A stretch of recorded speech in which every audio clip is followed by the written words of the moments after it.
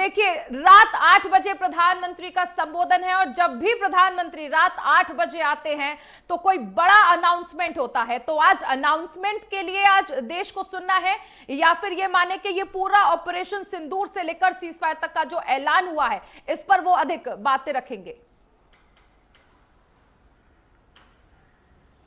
देखिए चारुल, अगर इस पूरे प्रकरण को देखा जाए तो जब 22 अप्रैल को ये घटना हुई और उसके बाद बिहार की सरजमी से प्रधानमंत्री नरेंद्र मोदी ने एक ऐलान किया कि आतंकवाद को बढ़ावा देने वाले आतंकवादी कहीं भी छिप जाएं, उन्हें छोड़ा नहीं जाएगा। और ये ऑपरेशन सिंदूर चला और ऑपरेशन सिंदूर सक्सेस हुआ।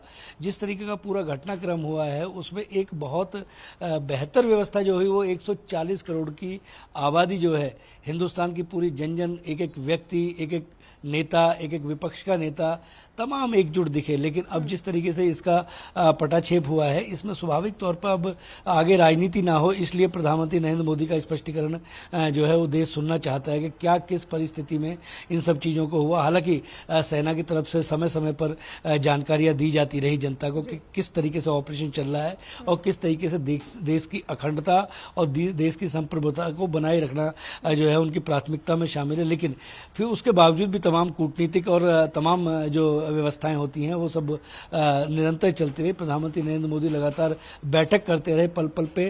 तो जितने भी डिसीजन हैं, जो भी निर्णय लिए गए हैं, वो राष्ट्रपति से मिले, राष्ट्रपति को जाकर तमाम तरह की जानकारी दी। और आज वो निश्चित तौर पे जो संबोधन होगा, इस संबोधन के जरिए वो अंतिम पायदान पर खड़े हुए भारतीय तक अपनी बात को पहुंचाएंगे और अपने अल्फाजों में पहुंचाएंगे। मुझे जो लगता है कि शायद ये ऑपरेशन सिंदूर का जिस तरीके का मामला हुआ, क्योंकि 6 दिन की एक विवाहिता जो है उसको एक तरह से उसके सिंदूर को पहुंच दिया गया, उसके पति को आतंकवादियों ने मौत के घाट उतार दिया। तो ये एक इमोशनली जो व्यवस्था है, इमोशनली जो घटना है, इस घटना ने किस तरीके से पूरी दुनिया को उजागर किया। और तीनों सेनाओं की भी प्रेस ब्रीफिंग हुई है, साथ ही जिस तरीके से हमने देखा कि बीजेपी की ओर से भी प्रेस ब्रीफिंग की गई। लेकिन एक जो इंतजार था, कहने की देश की मुखिया है प्रधानमंत्री नरेंद्र मोदी, देश की मुखिया आखिर क्या कुछ कहते हैं, क्या कुछ स्टैंड लेते हैं इस पूरे मामले को लेकर?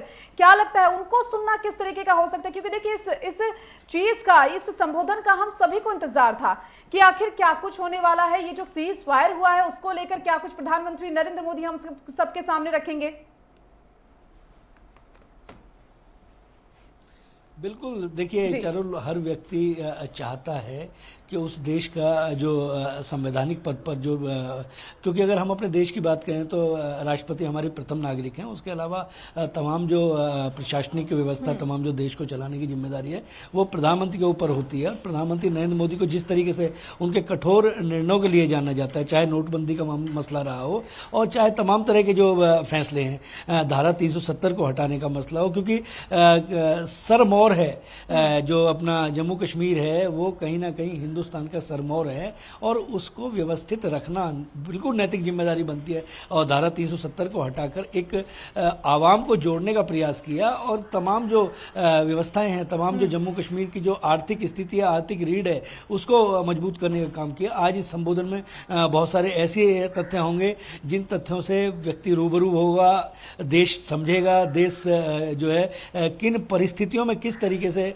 ये जो ऑपरेशन सिंदूर है, इस सिंदूर में तमाम क्रेडिट लेने के जो प्रयास चल रहे हैं, क्योंकि सोशल मीडिया का ज़माना है, केवल एक ट्वीट पे जो है अपना संदेश दे देना कहीं भी किसी चीज़ का समाधान नहीं है। लेकिन प्रधानमंत्री नरेंद्र मोदी लगातार और उनकी पूरी टीम, रक्षा मंत्री, गृह मंत्री, तमाम जो व्यवस्थाएं हैं वो लगातार लगे रहे। गृह मंत्री मौके पर गए, उन्होंने स्पष्टीकरण, और देखिए अब तक किसी का संबोधन इस वजह से भी नहीं आया क्योंकि देखिए देश को चलाने की जो जिम्मेदारी है, कहीं ना कहीं अगर बॉर्डर की बात करें, अगर लड़ाई की बात करें, जंग की बात करें, तो ये काम सेना का है। लेकिन कूटनीतिक व्यवस्था जो है उसको बनाए रखना हमारे राजनेताओं की नैतिक जिम्मेदारी है। और तमाम जो पटल हैं, ये युद्ध, अगर अब अभी थोड़ी देर पहले जो प्रेस कॉन्फ्रेंस हुई, अगर उसमें देखा जाए तो सेना के हमारे जो अधिकारियों ने बिल्कुल स्पष्ट किया कि ये 2 मोर्चों पर लड़ा गया है। अगर हम प्रधानमंत्री के संबोधन को देखें तो रात 8 बजे ये संबोधन होना है। आपको याद होगा कल राहुल गांधी ने चिट्ठी भी लिखी थी। ऐसे में विपक्ष की ये जो मांग भी रही थी कि आप सर्वदलीय बैठक करें, हमें भी उसका हिस्सा बनाएं, ताकि विपक्ष होने के नाते उन्हें भी ये जानकारी हो कि देश के जो है फैसले लिए जा रहे हैं वो किस तरह से लिए जा रहे हैं। अब ऐसे में क्या ये माना जाए कि ये सब मांगे जो विपक्ष की थी, वो तमाम सवाल जो जनता के साथ साथ विपक्ष भी जानना चाहता था, उनका जवाब रात 8 बजे का संबोधन है?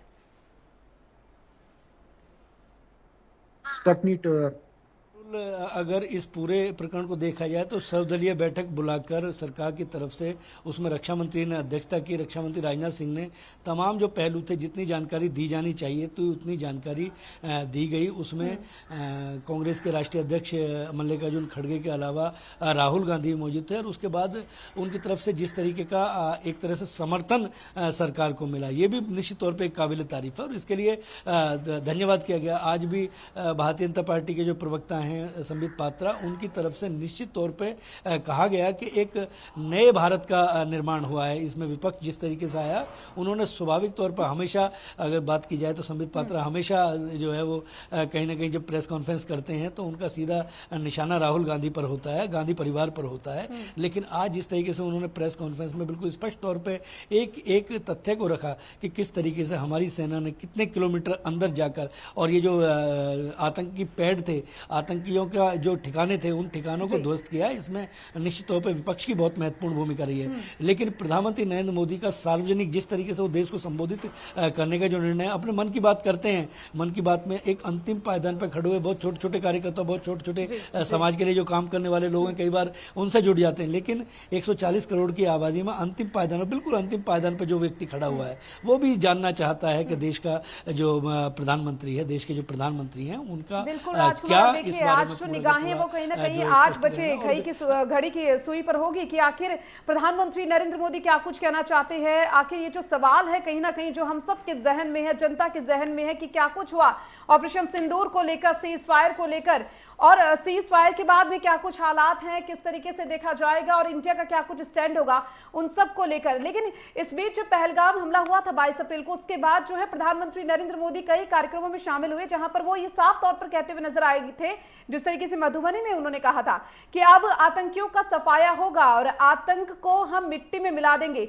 तो क्या लग रहा है उस लिहाज से कितना महत्वपूर्ण उनका यह संबोधन माना जा रहा है? क्योंकि देखिए सवाल कई हैं जिनके कहीं ना कहीं आज जवाब मिल सकते हैं प्रधानमंत्री नरेंद्र मोदी के द्वारा।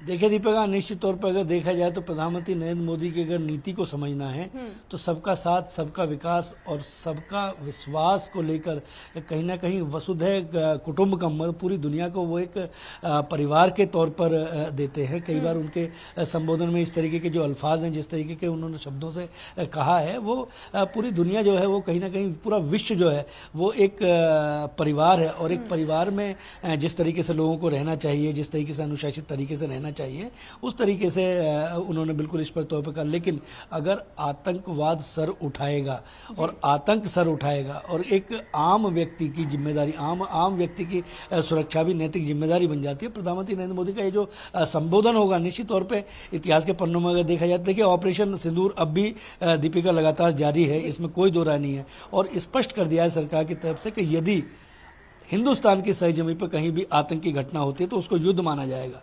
और मुझे लगता है कि इसी के आसपास संबोधन प्रधानमंत्री का रहेगा। और प्रधानमंत्री अंतिम जो व्यक्ति खड़ा हुआ है, अंतिम जो देश का नागरिक है, उस तक अपनी बात को बिना किसी माध्यम के सीधे पहुंचाना चाहते हैं। जिस दौरान 8 बजे का अहम संबोधन देंगे, उस दौरान अगर इससे जुड़ी जानकारियां हो तो ये देश जानना चाहता है। लेकिन जो सबको डर है, जो पाकिस्तान को भी डर होगा कि कोई बड़ा अनाउंसमेंट ना कर दे, क्योंकि प्रधानमंत्री जब रात 8 बजे का संबोधन देते हैं तो लोगों की धड़कनें बढ़ जाती हैं कि कोई बड़ा अनाउंसमेंट ना हो जाए, जैसे पहले नोटबंदी का अनाउंसमेंट और ऐसे कई अनाउंसमेंट हुए रात 8 बजे ही हैं।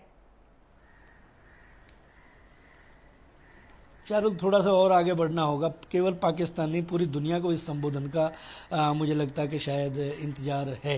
ये चाहे हम चीन की बात करें, चाहे अमेरिका की बात कर लें, रूस की बात कर लें, और तमाम, देखिए अगर उदाहरण के तौर पे हम देखें तो इस समय रूस और यूक्रेन का जो युद्ध चल रहा है, और उस युद्ध बंदी के दौरान जिस तरीके से हिंदुस्तान के नागरिकों को, हिंदुस्तान के छात्रों को निकालना था, तो युद्ध को रुकवा दिया। एक संबोधन, एक निवेदन किया और उस निवेदन के लिए युद्ध रुक गया। तो ये एक साख होती है आदमी की, एक कहीं ना कहीं एक प्रतिष्ठा होती है। तो ये हिंदुस्तान के प्रधानमंत्री का जो जिन परिस्थितियों में ये संबोधन होने वाला है, इस पर पूरी दुनिया की निगाह है। केवल पाकिस्तान या हिंदुस्तान की नहीं, लेकिन हिंदुस्तान के एक एक व्यक्ति का आत्मविश्वास, ये जो ऑपरेशन सिंदूर हुआ है, इससे हर व्यक्ति का जो है आत्मविश्वास बढ़ा है।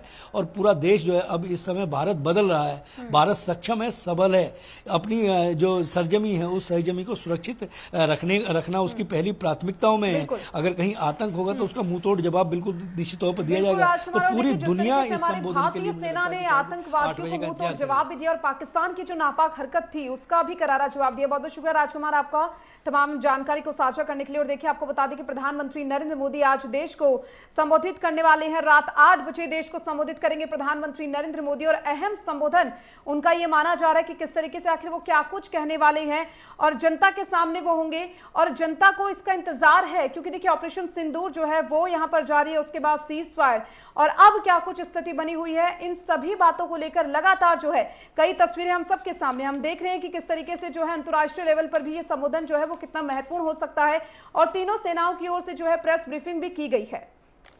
बिल्कुल सभी की निगाहें इस पर और देखिए जिस तरह हम जिक्र भी कर रहे हैं कि रात 8 बजे संबोधन का समय जो है वो बेहद महत्वपूर्ण है। अब ऐसे में प्रधानमंत्री क्या जानकारी देंगे और क्या बताएंगे संबोधन के दौरान वो सबसे ज्यादा अहम है। हमारे साथ सहयोगी अजहर जुड़े हैं श्रीनगर से और इसी के साथ साथ हमारी सहयोगी चंडीगढ़ से जुड़ी हुई हैं ईशा ठाकुर। ईशा देखिए रात 8 बजे प्रधानमंत्री का संबोधन होना है। देश और विदेश यानी कहा जाए तो अंतर्राष्ट्रीय स्तर पर भी सभी की निगाहें इस संबोधन पर हैं। बिल्कुल देखिए प्रधानमंत्री नरेंद्र मोदी रात 8 बजे आज देश को संबोधित करेंगे और सभी को इंतजार था कि प्रधानमंत्री नरेंद्र मोदी इस पूरे घटनाक्रम पर क्या कहने वाले हैं क्योंकि देखिए भले ही यहाँ पर संघर्ष विराम हो चुका हो पाकिस्तान के साथ, लेकिन कांग्रेस जिस तरीके की राजनीति इस वक्त कर रही है कांग्रेस को कहीं ना कहीं इस राजनीति से बचना चाहिए था। कांग्रेस लगातार अपने ही देश पर अपने ही सेना पर जो सवाल खड़े कर रही है, भले ही सेना के ऊपर ना कर रही हो लेकिन कहीं ना कहीं प्रधानमंत्री के जरिए ये सेना के ऊपर भी सवालिया निशान उनकी तरफ से खड़े किए जा रहे हैं कि युद्ध क्यों विराम किया गया। तो अब देखिए आज बुद्ध पूर्णिमा भी है, भगवान बुद्ध की अगर बात करें उनकी तरफ से शांति का ही उपदेश दिया गया था और भगवान बुद्ध ने ये उपदेश दिया था कि हमें युद्ध नहीं करना चाहिए, सभी जात पात से ऊपर उठकर लोगों को एक साथ रहने की यहाँ पर उनकी जो थी उनकी विचारधारा थी, उनका उपदेश था और शांति का प्रतीक महात्मा बुद्ध को माना जाता है। आज बुद्ध पूर्णिमा भी है और प्रधानमंत्री नरेंद्र मोदी अपना संबोधन देंगे और उसमें सिलसिलेवार प्रधानमंत्री की तरफ से ये भी बताया जाएगा कि सीज फायर किस तरीके से किया गया, जो अमेरिका लगातार बार बार कह रहा है कि उसने ही मध्यस्थता यहाँ पर निभाई है, क्या अमेरिका की इसमें भूमिका रही है दोनों देशों के युद्ध को शांत करने में या नहीं। आज बिल्कुल ईशा देखिए क्योंकि सवाल कई हैं और उनका जवाब सिर्फ है आज रात 8 बजे जो प्रधानमंत्री नरेंद्र मोदी जो है वो संबोधित करने वाले हैं वो। अजहर आपके पास में आ रही हूँ क्योंकि देखिए आज संबोधन होने वाला है प्रधानमंत्री का, लेकिन इस बीच ये भी जानना चाहेंगे कि श्रीनगर में हाल फिलहाल में क्या कुछ हालात बने हुए हैं, हालातों की क्या कुछ अपडेट है आपके पास क्योंकि देखिए अब कहीं ना कहीं जो संघर्ष था दोनों देशों के बीच में भारत और पाक के बीच में उसमें विराम लग चुका है, लेकिन सामान्य जो जीवन है वो क्या लग रहा है कब तक पटरी पर आएगा, किस तरीके के हालात फिलहाल वहां पर। देखिए ये जो सारा मसला बना हुआ है ये जम्मू कश्मीर के पहलगाम से ही ये सारा ऑपरेशन सिंदूर और उसके बाद में इंडो पाक के दरमियान जितने भी मसले हुए हैं, जितनी भी गोलाबारी हुई है, ये यहाँ से ही स्टार्ट हुआ, कश्मीर से ही स्टार्ट हुआ। तो इसको लेके काफी सारी आलोचनाएं भी हुई है, काफी सारी बातें भी हुई है।